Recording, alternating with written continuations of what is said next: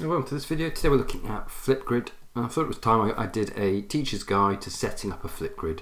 So what is Flipgrid? Well, it's a video discussion platform. It's a great way, especially when your students are remote, to engage them and get them to respond, potentially using their voice to record a short video. So let's go through how to set it up. So when you go to Flipgrid, first thing you've got a choice is you can create a group or you can create a topic. So if you're going to be creating a number of Flipgrids with the one group, then it's worth creating a group. If you're going to focus it maybe more on topics that you're delivering as opposed to groups, because you deliver to the same group all of the time, then you can toggle between the two. So I've got topics and I've got groups. So groups is the top level, topics is the sub level that sits beneath it. So to create a group, click on the create a group.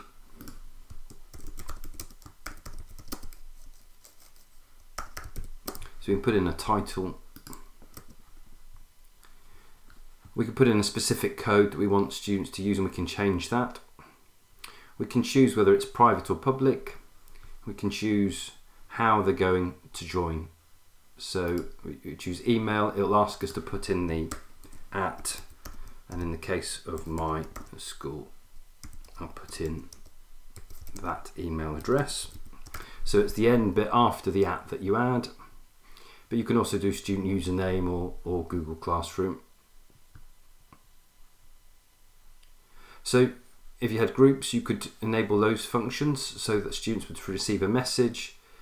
You can also look to alter the appearance of your thing. So this is your group cover. So let's go with something random. That will do that one, and create group. So that's a group ready. So we could share that with students via the link. We've got a QR code, we've got an embed code, and we can also add it to both Google Classroom and Microsoft Teams. So now we've got that ready, we can start to add a topic. So we could automatically, when you create a group, it automatically creates a topic. And that topic is an introductions topic. So let's edit that one first. So you can do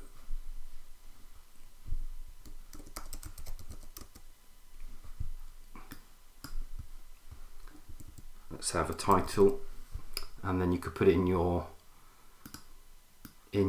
thing there. So you could put in your text. So this could be your prompt, your question. Please introduce yourself to the rest of your class. And you may want to add a prompt explaining what it is you want them to say. So your favourite TV show,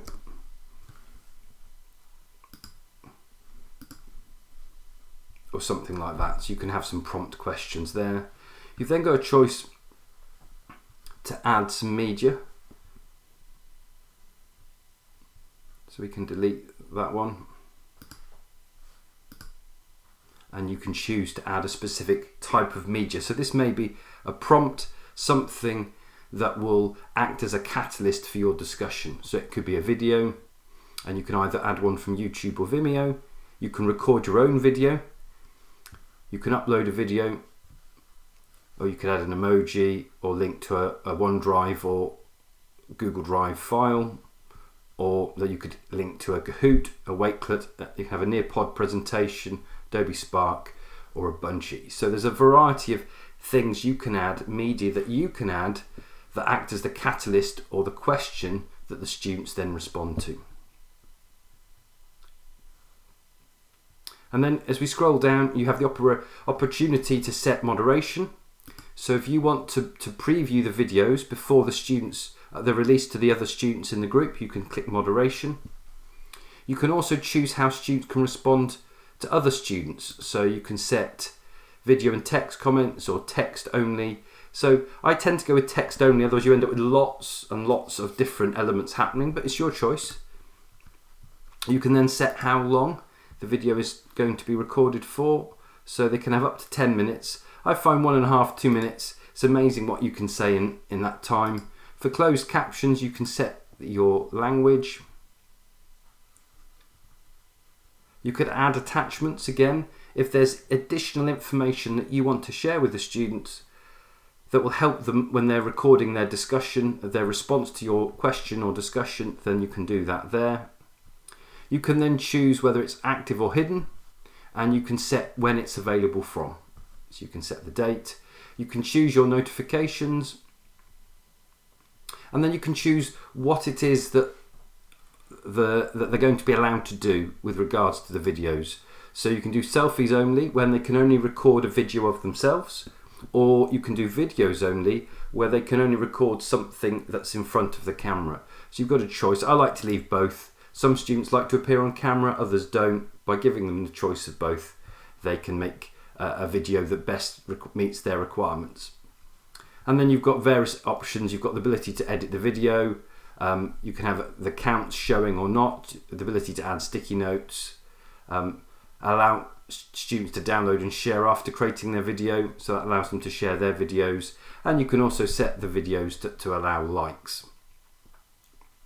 And then we've got basic feedback, provide basic response based on a student's verbalization, clarity of ideas expressed, or you can do a custom feedback where you're assigning a rubric to that. Having done that, you can click update topic. You could add an image. I like to add an image. Very easy to do that. You can use something like Canva to add your image. And then when you're ready, you can then share with students. So if I was to copy that link, open up a new tab, paste it in, it's going to ask me to sign in. So I'm signing with Microsoft.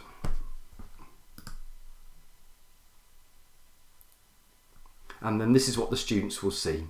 So this is what they'd see, and they'd click onto the camera. There's their instruction.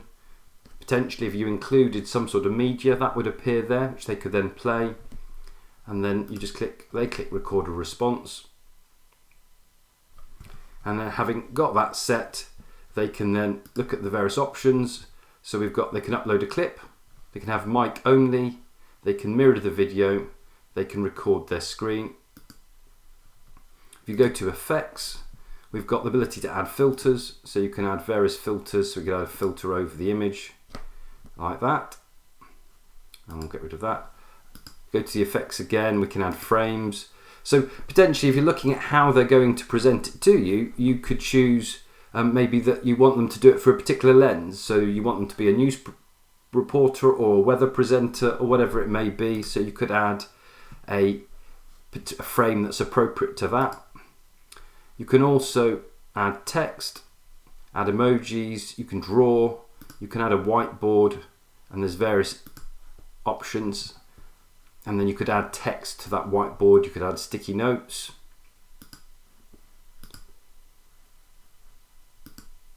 And also you can control, if we bring up the effects, you can control how much of the screen is split. So how much of the screen you appear on. So you could have things happening on this screen as you record your video.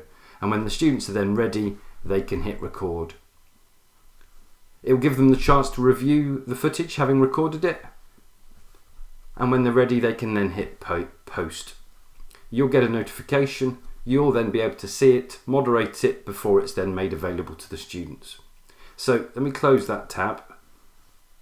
So that's how we use Flipgrid. That's how we set one up. First off, we're setting up the class, then we're setting up the topic. Just to go through some of the other features, things to make you aware of. Immersive Reader is built in, so if you have a reasonable bit of text there as part of your instructions, then students can use Immersive Reader to read through that. If you go to Discovery, you'll see some of the other topics that other people have created. Activities will show you other videos that people have created. If you go to Shorts, you can record your own short little video in a Flipgrid style, and I've used, as you can see, to create videos for other things. It's a really useful way of creating a video to introduce students to a resource. And if you follow particular people, then you can look for those on GridPals.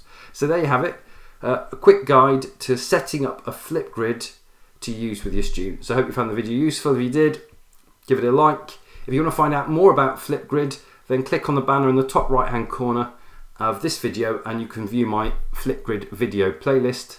But otherwise, thanks for watching and join me again soon for more EdTech videos.